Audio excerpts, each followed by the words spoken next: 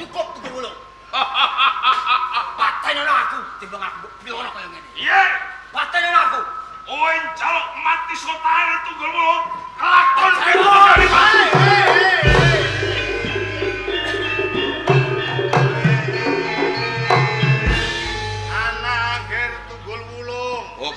Arep tumindak apa kowe?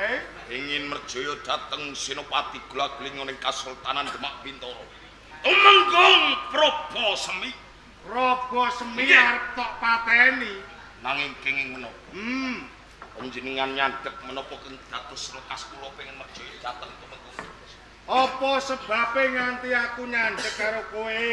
Lamun tok lakon kowe mateni karo Prabu Semi, kowe ora bakal bisa ngrubahake Kasultanan Demak Bintoro, Gen. Dasare Mergo sing ngerti keringkian ana ing Kasultanan Demak Bintoro ora ana liya Tumenggung Prabu Semi. dados ingkang mangertosi karingkian wonten ing Kasultanan Demak Bintoro. Menika Prabu Semi. Ngono lho. Mergo ora ketang piye wae Prabu Semi pinangka dadi senopati ing Demak Bintoro. Prabu Semi ora usah mok pateni. Prabu Semi ing Kasultanan Demak Bintoro iki ibarate timun ungkuk jaga imbuh ora ana kanggone. Mung trimo timun bungkek jaga ibu. Iya. Ben selek, elek-elek wong. Sampeyan pada sampe. Wani nyocot ae. Tak idoni kek kelep engko.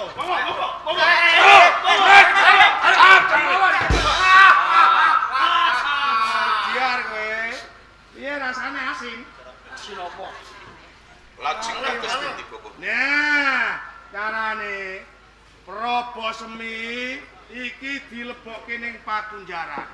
Mengko yen esuk dipakani dedak campur bling ususe ben mreteli. Jangan usah makan dedak. Ate ora iku. Engko nek awan ditokke ning latar, srengenge ning duwe sirah, engko ditelasani sing ngisore, engko ben garing. Menawi mboten kersa ngaku. Lah ya dipepet digewebuki karo prajurit. Dipepe engko nek wis garing karek nyelepno. Apa kowe arep ngomong? Kowe arep ngopo? Kowe ayo. Ah. Mula kan iku ya ora usah kesuwen. Prabu Semi lebokke pakunjaran. Tidak kesarat oleh pakunjaran.